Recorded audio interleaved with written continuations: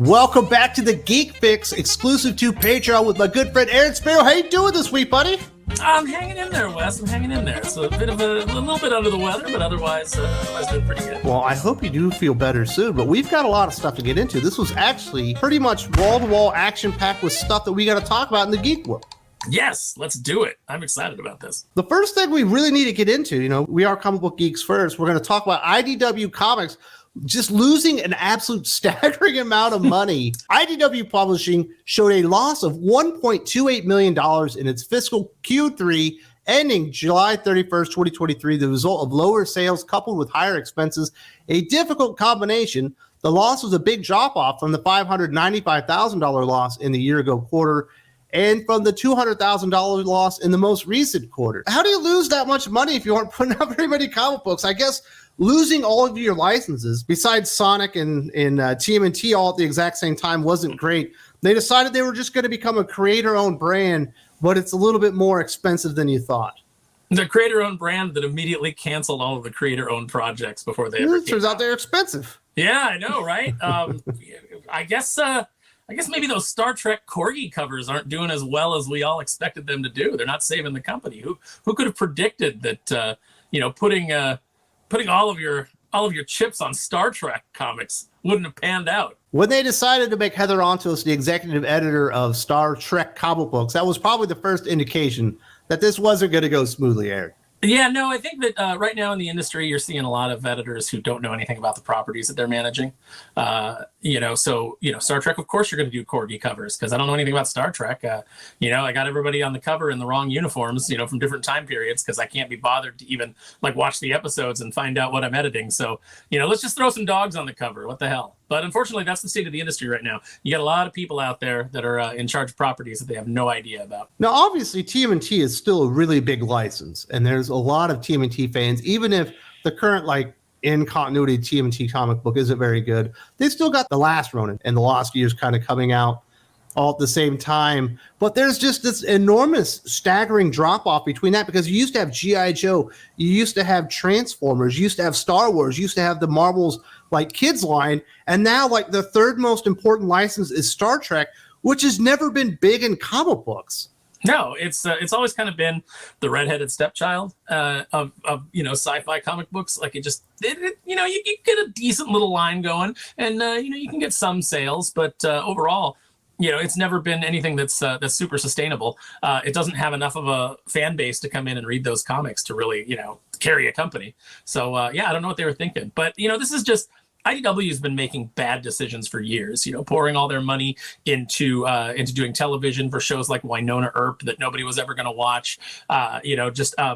Even the comic book stuff that they were doing, they tried to combine all of their Hasbro properties into one shared universe, which could have worked, but they put the wrong people in charge. They put the wrong guy in charge of Mask, who changed it to such a degree that the fans of Mask didn't, even show up for it. You had them thinking, and then they didn't even learn the lessons that taught them. They were saying we hope tying everything to Transformers would lift everything else up, but all it did was drag Transformers down.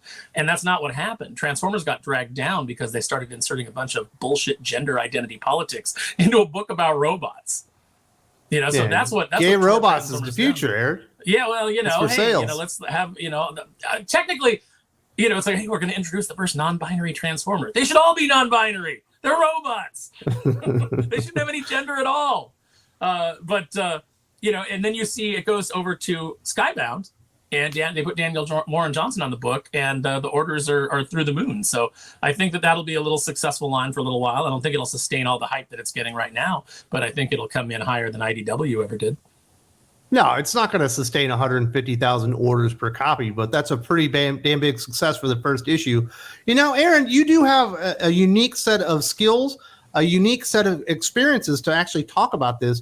You were the guy in charge at Boom Studios of their kids license with Disney. So you actually run a licensed line at a comic book company in the past, similar size to IDW. Obviously Boom would be smaller, but but Boom also had a lot of, creator-owned stuff. How hard is it going to be for IDW to pivot probably from 75 to 80% of all their sales in the direct market coming from licensed products to like 80% of their sales coming from creator-owned stuff, where they never had a priority in that, and they never really had a relationship with actual good writers. It's not going to happen. Unfortunately, IDW is a dead company walking. They've lost so much money at this point. They can't borrow. They were delisted they had to pull their listings from the stock exchange. Everything that they're doing is just ass backwards. They keep hiring people, but like, you could hire the very best people at this point, but if you don't have any capital to actually go out and make these things happen, and apparently they don't, because they started to develop all these creator-owned books that, they were smart to cut their losses, because I was looking at a lot of the things that they had signed up, and those things were not going to sell on the direct market. They weren't really going to make an impact. So really, it was a sound business decision. But the more sound business decision would not have been to get into bed with those people to begin with, not to jump on those projects, to actually put something forward that people are going to be interested in. And unfortunately, they are not in a position to do that. Even if you had people who could execute, you don't have the capital to execute. And it takes money to make money, and the comic market ain't making any money anymore. Well, and they're burning through money. We know IDW, just as a company, has been having loss after loss after loss. I don't know the last time they actually made a profit in a quarter, and that's going back a long ways. And they're in a very tenuous situation. Let's look a little bit more of the details regarding the issues with the IDW Comics. IDW Publishing sales of $6.25 million were down $300,000 from a year ago quarter, which the company attributed to a decline of $1.16 million in the book market revenue due to fewer releases in 2023 and smaller decreases in licensing and royalty and in digital sales, partially offset by a jump of $932,000 in direct market revenue from Teenage Mutant Ninja Turtles' lost years, plus smaller increases in direct-to-consumer sales and book market allowances and returns. So they're having troubles on the book market itself, where all the growth that's happening in American comic books is happening right now. It's not happening really in the direct market. It's actually happening in the book chain sales. And it was actually kind of kept up because they did have TMNT lost years that brought in another $1 million that they wouldn't have had the last year. And they still managed to lose $1.28 million. That is not great when your premier franchise has something that's very successful and you still lose money. I love that there's always like these explanations too. Every time it comes out that IDW, hey, they lost money again. Hey, they lost money again. They're always like, well, the reason we lost money this time was there were certain macroeconomic headwinds affecting the book market. It's never, our leadership has no idea what they're doing. We only have one viable franchise that anybody cares about. We've hired absolute buffoons to run some of our lines, because that's all that we can really bring in. Everything's falling apart. Nobody ever says that. It's always, a bunch of external factors that affected IDW. Well, there's a lot of external factors in the manga market, and it doesn't seem to be slowing manga down as they continue to crush it. So maybe what you're doing is just no good. Yeah, it is too bad because they have had some really cool creator-owned stuff in the past. I really like the Kill Lock. I really like the Highest House. And there's some other books that aren't just jumping to the top of my head right now, Aaron. Now, you are a comic book writer, you're a comic book editor, and you work with a lot of these publishers. I do think IDW has made mistakes, and I don't think hiring Heather Ontos and promoting her to like an executive editor level position is good for the company, but I don't want IDW to go away. That's actually going to be less positions, less opportunities for people to break into American comic books and establish a name and help to kind of rebound the entire industry. But the way things are going, we're going to lose IDW, we're going to lose Valiant, and we're probably going to lose a few more of these smaller publishers that we don't even know are in more trouble than we can actually realize right now. And it just feels so unnecessary. The big problem, and we had this discussion when Mark Miller was on, Marvel has really always been the health of the industry. It's the rising tide that lifts all ships. When Marvel is doing well, it brings everybody up with them. DC does better, and there's more people. And when Marvel and DC are doing well, people are coming into shops to buy those books, and then they're picking up indie titles. So as the market continues to contract, we're seeing a little bit more enthusiasm for indie titles. Like they're holding on a little bit better than the big two are as far as the individual sales. But it is just an overall contraction. So you've got less people coming into the shops, which means less people are buying. And, maybe they are just seeking it out in the book market, but IDW doesn't seem to be able to get any kind of hold in there. And it's because they only have one franchise that anybody really knows or cares about. They've shrunk their own line down and their own company down to the point of virtual irrelevancy. And it is sad to see, because once they were kind of like the gold standard of boutique publishers. When they first started out, man, they were doing crazy good stuff. Yeah, they're the fourth biggest publisher after Image Comics, and they've firmly been passed up by Boom Studios really at this point. And it's sad to see.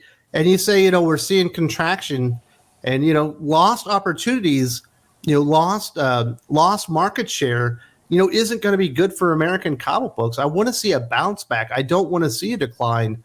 But really, I mean, the idea to pivot, really, Aaron, was what they needed to do if they weren't going to be able to maintain these licenses and really grow on the back of those licenses. Maybe they got as big as they could get with Transformers, G.I. Joe, Star Wars, Marvel, TMNT, and all that stuff. But they pivoted so late in the process that they had no cash left. They were in so much debt, and they did it so late in the process, it really never stood a chance. Well, I think the big problem for IDW became nepotism. I think that I don't think that they hit the peaks that they could have hit with Transformers. I think that they hit a comfortable level, and then they just kept hiring friends of theirs instead of necessarily hiring people who would come in and bring some excitement and bring something fresh. When they put Sophie Campbell on Teenage Mutant Ninja Turtles, and it just became a Jessica fanfic, a Jennica fanfic, where it's like, yeah, you want to read some more issues about Jennica working in a soup kitchen? Doesn't that sound like living in a mutant town, which is really Trans Town allegory? Yeah, isn't that exciting? Again, it's one of those things where you're bringing in a creator who's like, how do I take this property and use it to tell my story instead of what interesting Teenage Mutant Ninja Turtle stories can I tell? And there's way too much of that. And IDW was rife with nepotism. Jesse Snyder and I pitched things there that would have shaken things up and would have been really interesting. James Silvani and I pitched multiple things there that would have been different. But we weren't in the clique. It was only the people that were in the clique that would get hired. So, a lot of ideas that we pitched somehow ended up being done by other people. Isn't that crazy? And that's part of the big problem, is that you have editors who are in their positions for too long and they get too comfortable. And, everybody wants to work with people that they're comfortable working with, because they know, that they're going to turn their script in on time. They have a history with you. But you do need to bring in new talent. You do need to bring in new ideas. You do need to shake things up so that the readers don't get bored and they don't fall off. You don't have that attrition. There's always something new and exciting for someone to jump in on. And that's kind of what the comic industry has forgotten. And one of the things with IDW, when you do get these licenses, you are buying the right to create stories, not just in the Transformers universe, but for Transformers fans. You're getting the right to write stories for TMNT fans, for G.I. Joe fans, and it felt like, in a lot of cases, what DC and Marvel was happening there, but they're so much smaller, they really could hurt themselves worse, is they took the fans for granted, or they outright didn't like them, and actually created stories to turn those fans off or let them know that they weren't welcome in IDW. Yeah, and that's what the whole industry's gone through. That's what Hollywood's suffering through right now, is the fact that, you keep telling these people, this built-in audience that you have, we don't want you, we want someone else. We're making this for someone else, someone who may or may not exist and doesn't show up and doesn't have any money to pay for these things. That's who we're making this for, because that's who we're friends with, or that's who our little friend group thinks is important. But when you get on a property that you didn't create, that's owned by somebody else and has a built-in fan base, you have a responsibility to deliver stories that are going to be pleasing to that fan base. You can challenge that fan base. You can give them what they want in ways that they don't expect, but you have to give them what they want, or they walk away. And then you don't have that audience anymore, and you're going like, well, that's okay. We've got this new audience. Hello? Where are you guys? And it doesn't exist. Hello. It's what the X-Men franchise is suffering through right now. You hired a hipster doofus to oversee it. He hired a bunch of hipster doofuses to write it. And it's just a bunch of characters that are out of character, milling about, eating cheesecake, talking about, their feelings on an island. There's nothing interesting happening. None of the villains are, compelling. None of the stories are compelling. And you can just move the dialogue balloons around to any character, because none of the writers on it read or appreciate the X-Men and know what the fans want and know who the characters are so that they can deliver what the fans want. Yeah, it's crazy. And in the past, IDW, at least the comic book portion of it, IDW Publishing, could blame a lot of these woes on IDW Entertainment, because that's where a lot of the losses were coming from. That's what really put them in a bad financial position in the very first place, was losses associated with IDW Entertainment, where they were essentially financing and producing shows based on IP no one had heard of, and kind of putting it out there and losing a lot of money. Well, that can't happen anymore. There were virtually no sales in IDW Media Holdings' other divisions, IDW Entertainment, with no ongoing projects and no new options or other revenues due to the Hollywood strike shutdown. IDW Media Holdings sales were $6.26 million, and the company-wide loss was $1.5 million for the quarter. So basically, 100% of the losses taken by IDW Media, the entire thing, were on the publishing arm's shoulders. It was because of bad comic books themselves. So you can't really blame it on producing entertainment that was too expensive that maybe nobody wanted to watch. This one's all on comic books. Yeah, it's they've completely lost their way. They forgot they were a comic book company. They tried to be a media company. They didn't know what they were doing. They failed at that. It turns out you can't just spend a bunch of money on projects that no one wants. And it's affecting their comic side now, too, because they're producing a bunch of projects that no one wants. No one's interested in. No one has any faith in. Even Star Trek fans are tearing apart. That's your audience for these Star Trek comics. And they're tearing them apart because they're inconsistent. They don't match Star Trek. Obviously, the people that are writing it barely know it. And the person that's in charge of overseeing it doesn't know it and can't be bothered to know it. If you've gotten to this point, you're like, man, Wes and Aaron together is like peanut butter and jelly. Those guys are absolutely badass. I could use another hour and 45 minutes of this. Well, it just so happens, if you are a member, a backer of Patreon for Thinking Critical, you will get another hour and 45 minutes of this, because this is just the beginning of the podcast, and we provide the first subject to you on YouTube to let you know that there's more great stuff out there to share this with you. There's also a weekly podcast with Jim from Weird Science Comic Books, where we talk about the newest and hottest comic books every single week, way more in depth than Drew and I do on Saturday. Also, there's the weekly podcast with Doc as well. Some of your favorite guests on the channel, all exclusive with podcasts, over 6 hours of new content every single week, exclusive to Patreon. I definitely invite you to go check that out. There's a link to the Patreon in the video description, and thank you very much. But we're not done yet. We got another hour 45 to do.